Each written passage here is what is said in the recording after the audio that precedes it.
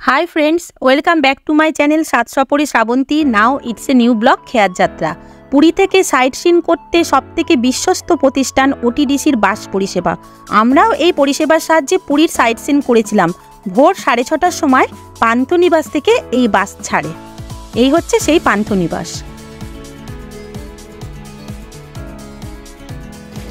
আমার পেছনে দেখতে পাচ্ছ এই যে এগুলো রয়েছে, এটা হচ্ছে সেই উড়িষ্যা গভর্নমেন্টের পান্থনিবাস, যেখান থেকে ওটিডিসির যে বাসগুলো করে চন্দ্রভাগা বিচ, কোনারকের মন্দির, তারপর লিঙ্গরাজ টেম্পল, এই সমস্ত জায়গাগুলো দেখানো হয়। এটা হচ্ছে সেই, আর এই ঠিক সময় মতন আমাদের বাসও চলে এসেছে। আমরা ওটিডিসির যে এসির বাস রয়েছে সেই বাসে বসে পড়েছি। আজকে আমরা কোনারকের মন্দির, তারপর সমস্ত জায়গা, নন্দনকানন, সবগুলো আজকে ঘুরতে যাবো। এখন সময় সকাল 6:30। আমরা সব বসে পড়েছি। এই যে আমার ছেলে আর বড় এই সাইডে বসেছে, আর আমি এই সাইডে জানলা সাইডে বসেছি। খুব ভালো লাগছে, দেখতে থাকো। আর এই বাসে করে যাবার সবথেকে ভালো একটি সুবিধা হচ্ছে, এই বাসে যে গাইড দাদা আছেন তিনি আমাদের প্রত্যেকটি জায়গা সম্পর্কে খুব ভালোভাবে বুঝিয়ে বলে দেন।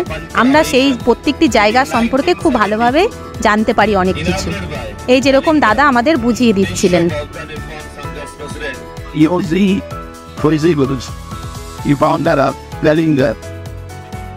কিছুটা যাবার পর বাস আমাদের দাঁড়ানো হয়েছিল, আর আমরা ব্রেকফাস্টের জন্য এখান থেকে আমরা ব্রেকফাস্ট করেছিলাম।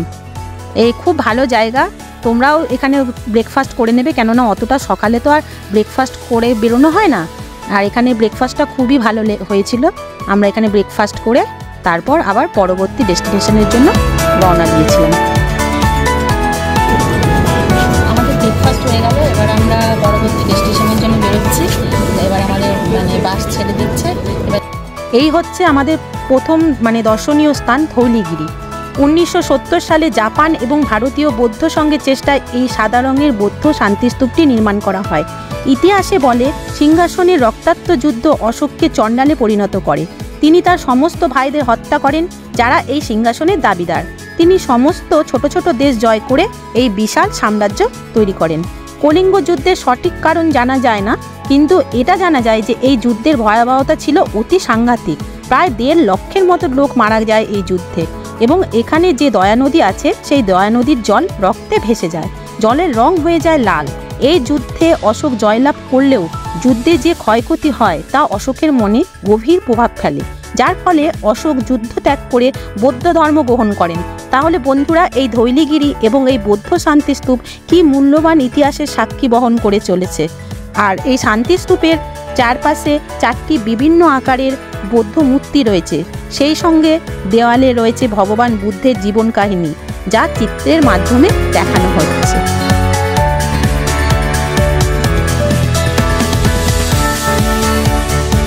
আমরা চারপাশটা ঘুরছিলাম, ঘুরে দেখছিলাম, খুবই ভালো লাগছিল। আর এই হচ্ছে সেই দয়া নদী, যেখানে কলিঙ্গ যুদ্ধের হয়েছিল। আর সেই যুদ্ধে এই দয়া নদীর জলই পুরো রক্তে ভেসে গেছিল, আর জলের রং হয়ে গেছিল লাল।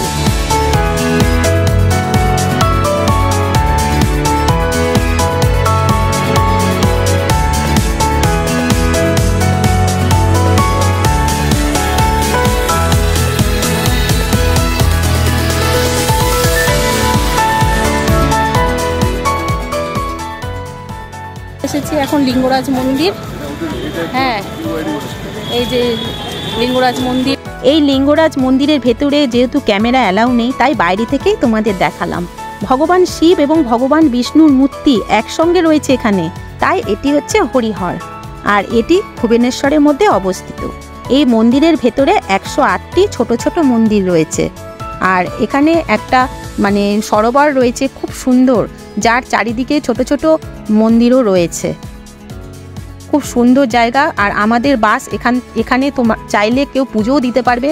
আমাদের বাসের থেকে নামার পরই আমরা এখানে নেমেছিলাম, পান্ডা এসে দাঁড়িয়েছিল, আমিও পুজো দিয়েছিলাম। তোমরা চাইলে এখানে এই মন্দিরে পুজোও দিতে পারবে।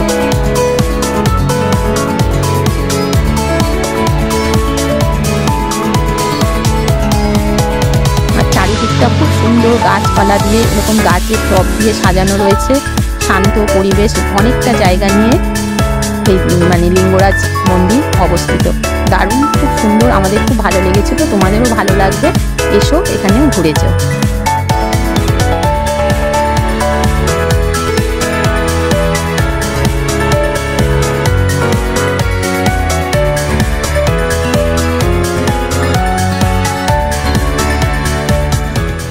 আমরা এখন উদয়গিরি যাচ্ছি, পেছনে সবাই আসছে।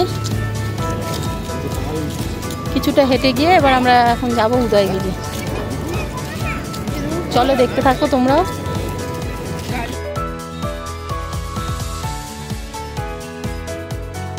এই হচ্ছে উদয়গিরি, ছোট ছোট কেপ করা রয়েছে অনেকটা জায়গা জুড়ে। এই উদয়গিরি খুব সুন্দর, গাছগাছলা দিয়ে মানে দারুণ সুন্দরভাবে সাজানো।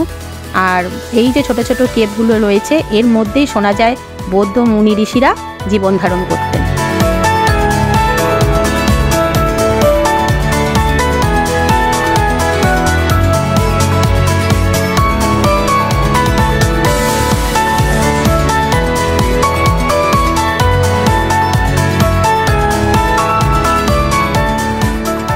এরপর আমরা এখান থেকে মানে রানী গুম্ফার দিকে যাচ্ছি। এই হচ্ছে রানী গুম্ফা,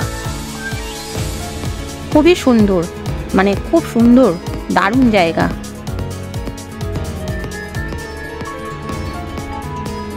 ছেলে এখান থেকে নামতে ভয় পাচ্ছিল, এবার ওর বাবা গিয়ে ওকে নামিয়ে নিয়ে আসছে। দেখতেই পাচ্ছ ছেলে কিরকম ভয় পাচ্ছে, নামতে চাইছে না।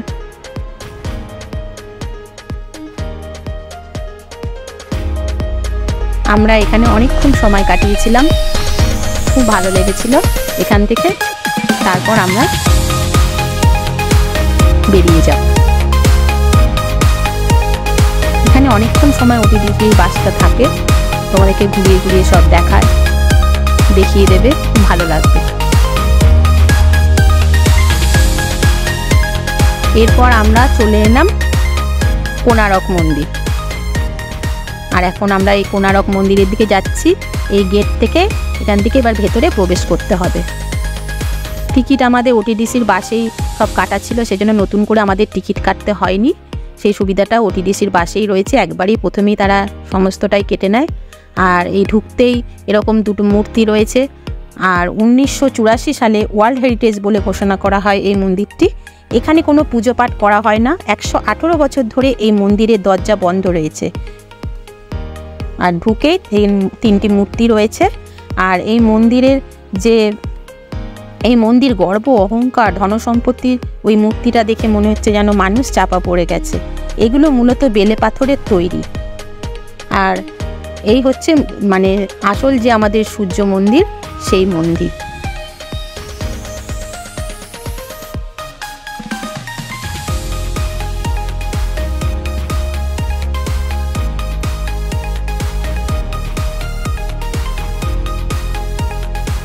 এই হচ্ছে সেই দরজা। এই দরজা এখনো বন্ধ রয়েছে।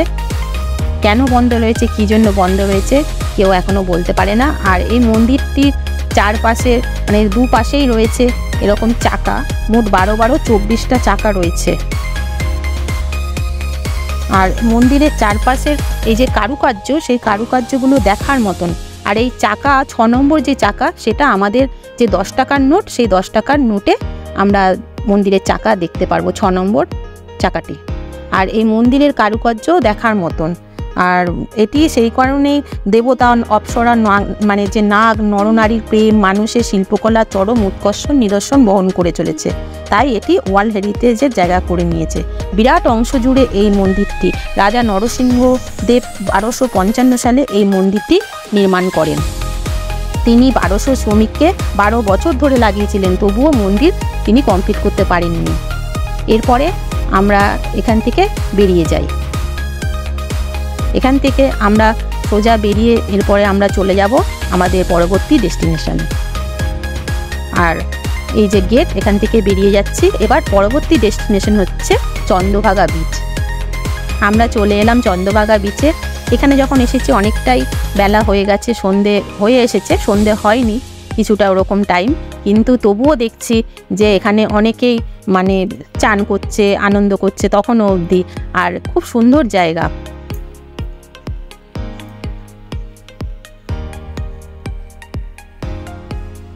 এখান থেকে আমরা তারপর চলে গেলাম কুশভদ্র। এই হচ্ছে কুশভদ্র, এই জায়গাটিও খুব সুন্দর। এটি হচ্ছে একটি নদী। এখানেও আমরা অনেকক্ষণ সময় কাটিয়ে আমাদের last destination sand art museum.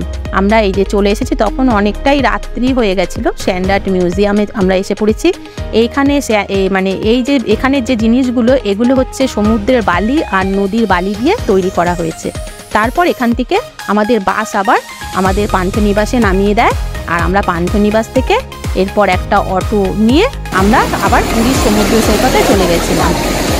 আমার এখানেই আজকে আমি এই ওটিডিসির যে বাসে করে যে সাইট সিনের যে পরিষেবা, সেটা আমি আজকে এখানেই শেষ করলাম।